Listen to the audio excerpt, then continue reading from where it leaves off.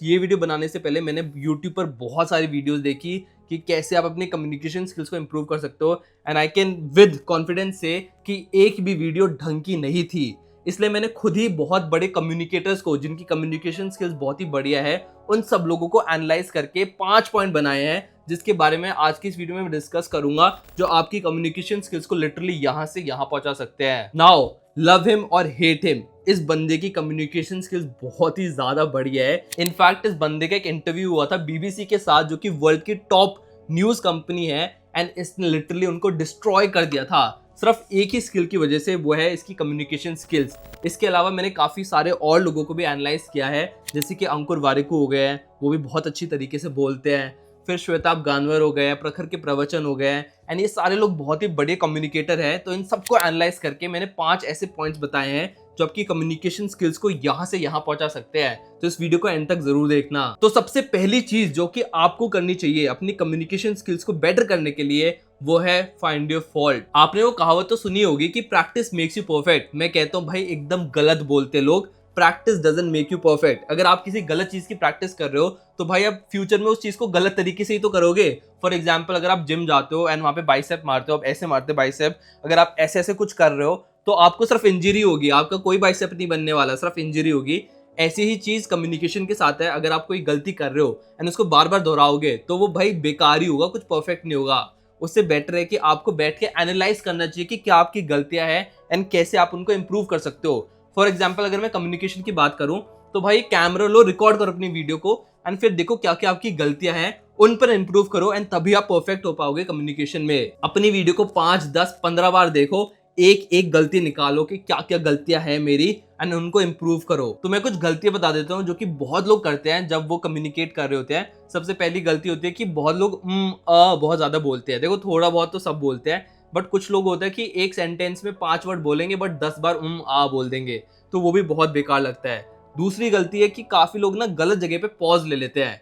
For example, अगर मैं बोलूं कि दिस कैमरा इज रिकॉर्डिंग, ठीक है, तो मैंने गलत जगह पे पॉज ले लिया, दिस कैमरा, फिर पॉज लिया, फिर इज रिकॉर्डिंग। उसकी जगह अगर मैं बोलूं दिस कैमरा इज रिकॉर्डिंग, फिर पॉज लूं, and the video is really great, ठीक है, तो सही जगह पे पॉज देना बहुत ही ज्यादा इंपॉर्टेंट है कि this camera is recording and the video is really great. ऐसे ये बेटर सेंटेंस हुआ। अगर मैं गलत जगह पे पॉज ले लूं कि this camera is recording and the video is great, ठीक है, तो पॉज लेने की कोई भी जरूरत नहीं है, आ बोलने की कोई भी जरूरत नहीं है। ढंग की जगह पे पॉज लो, एंड आ तो कम से कम बोलो। इसका भी मैं आपको वीडियो के एंड में बताऊंगा कि जब आप कुछ सोच रहे होते हो तो बहुत लोग आ की जगह क्या चीजें कर सकते हैं जिसकी वजह से वो ऑकवर्ड ना लगे एंड आपकी कम्युनिकेशन स्किल्स भी काफी बढ़िया लगे बाकी लोगों को। फिर एक और गलती जो कि बहुत लोग करते हैं कि वो लोग जब घबराते हैं ना, जब कॉन्फिडेंस कम होता है, तो बहुत जल्दी जल्दी बोलना शुरू कर देते हैं। जैसे काफी लोग जब स्टेज पर जाते हैं तो उनका होता है बोल के अपने स्टेज से उतर जाते हैं, तो भाई कम्युनिकेशन का एकदम कचड़ा हो जाता है। तो भाई अगर आपको अपनी कम्युनिकेशन स्किल्स इंप्रूव करनी है तो स्लो बोलना सीखो, आराम से बोलना सीखो, कोई भी जल्दबाजी नहीं है उस चीज में, ठीक है।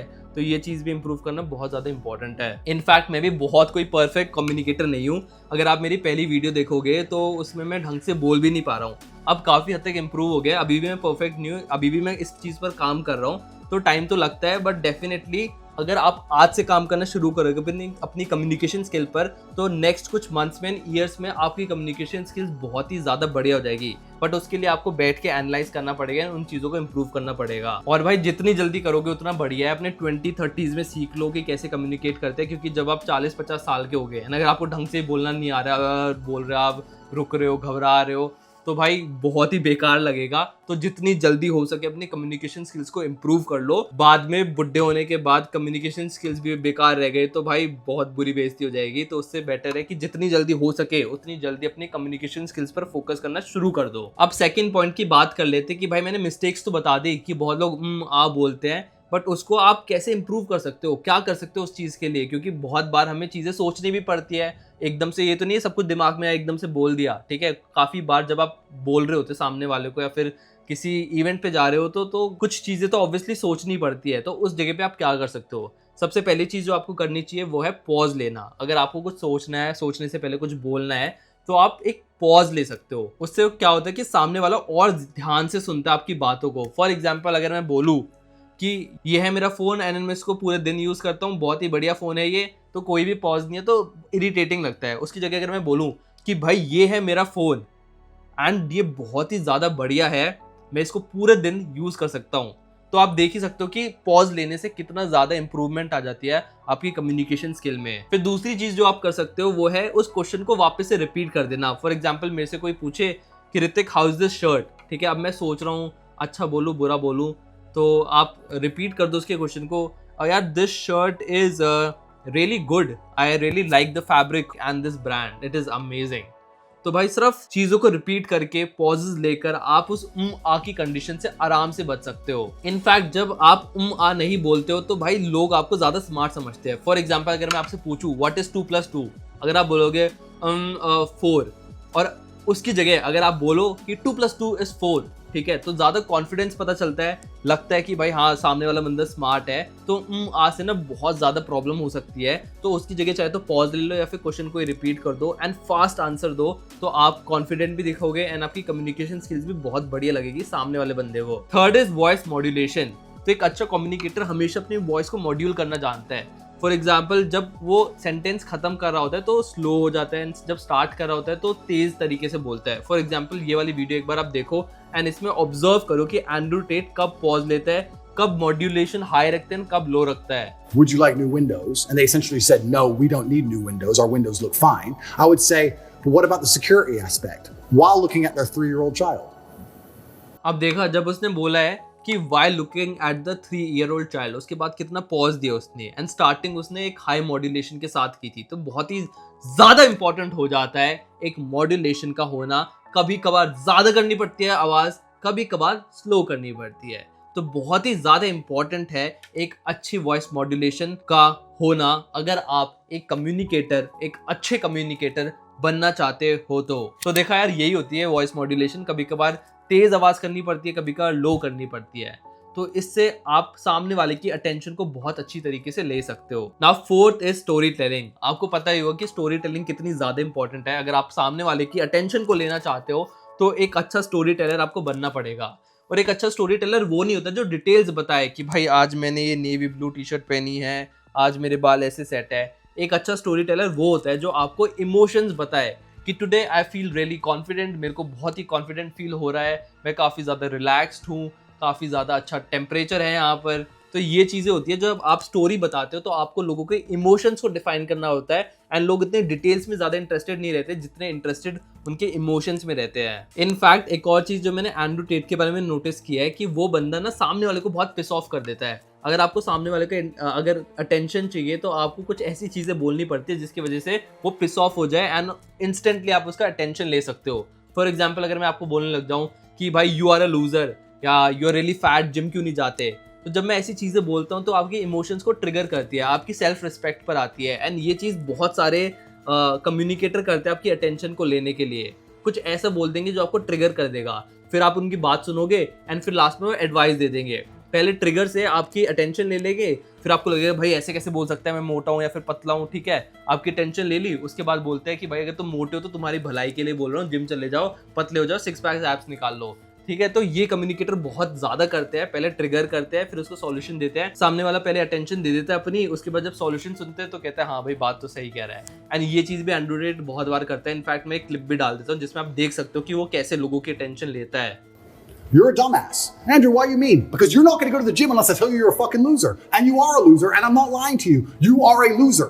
Now, fifth point is जो कि आप वीडियो की स्टार्टिंग से देखते हुए आ रहे हो, वो है हैंड मूवमेंट। अगर मैं सिर्फ यूं करके आपसे बात करूं तो शायद आप इंटरेस्टेड ना हो, बट जब मैं आपको ऐसे तरीके से बात करता हूं तो डेफिनेटली आपका अटेंशन कहीं और जा ही नहीं सकता। मेरी हैंड मूवमेंट इतनी ज़्यादा हो रही है, जब भी मैं कुछ एक्सप्लेन कर रहा हूँ फिर आपसे रेफर कर रहा हूँ, तो ये हैंड मूवमेंट बहुत ज़्यादा इंपॉर्टेंट होती है अगर आपको सामने वाले का अटेंशन चाहिए तो इन चीज़ों पर भी आपको फोकस करना चाहिए। तो भाई ये तो हो गई कुछ शॉर्ट टर्म चीज़ें जो इंस्टेंटली करके आप अपनी कम्युनिकेशन स्किल्स को बहुत ज़्यादा इंप्रूव कर सकते हो। बट इसके अलावा एक और पॉइंट है जिसके लिए मैंने सेपरेटली टाइम निकाला है एंड वो है आपका माइंडसेट। बहुत लोग ना लोगों को अप्रोच ही नहीं कर पाते। फॉर एग्जाम्पल अगर आप एक कैफे में हो एंड सामने आपकी कोई क्रश बैठी है, क्रश बैठा है, या फिर कोई बिजनेसमैन है जिसको आपको अप्रोच करना है, तो बहुत लोग ना घबराते हैं कि भाई कैसे अप्रोच करे, कैसे जाए, क्या बात करे। बहुत लोगों के ना इस चीज़ से दिमाग खराब होता है एंड वो लोग कभी अप्रोच ही नहीं करते उन लोगों को।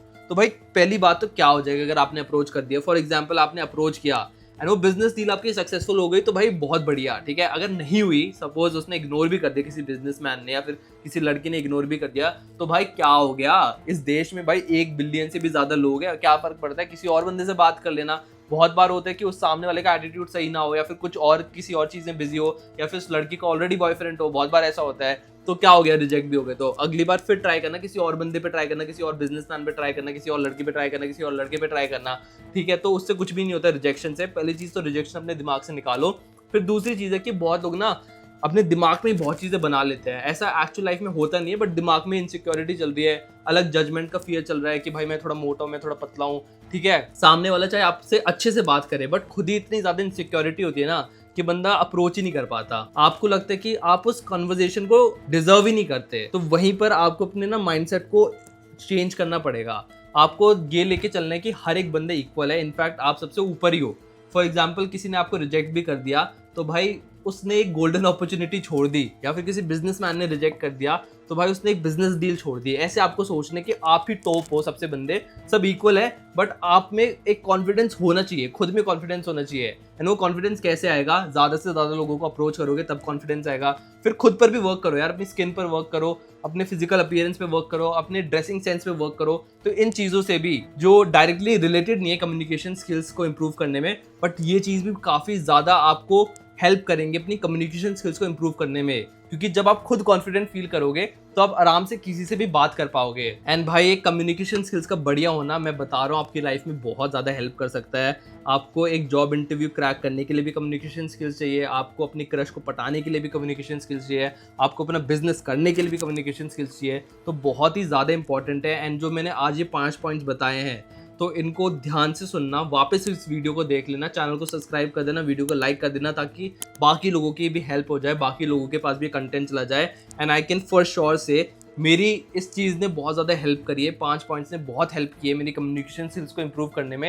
एंड डेफिनेटली आपकी भी बहुत हेल्प करेगा। आज से लग जाओ, आज से अपनी मिस्टेक्स निकालो, देखो कि आप कैसे इंप्रूव कर सकते हो अपने कम्युनिकेशन स्किल्स को। इनफैक्ट मैं तो कहता हूँ एक यूट्यूब चैनल बना लो, प्राइवेट कर देना वीडियो, बट वीडियोस बनाना शुरू कर दो, उससे भी आपकी कम्युनिकेशन स्किल्स बहुत ज़्यादा इंप्रूव हो जाएगी।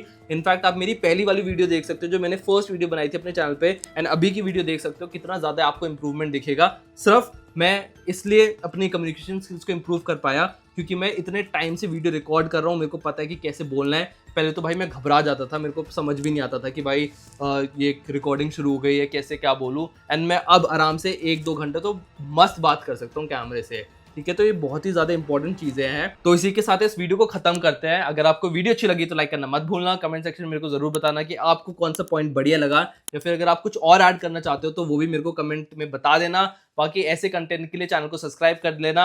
आई will see you guys in the next video. Okay, thank you, bye.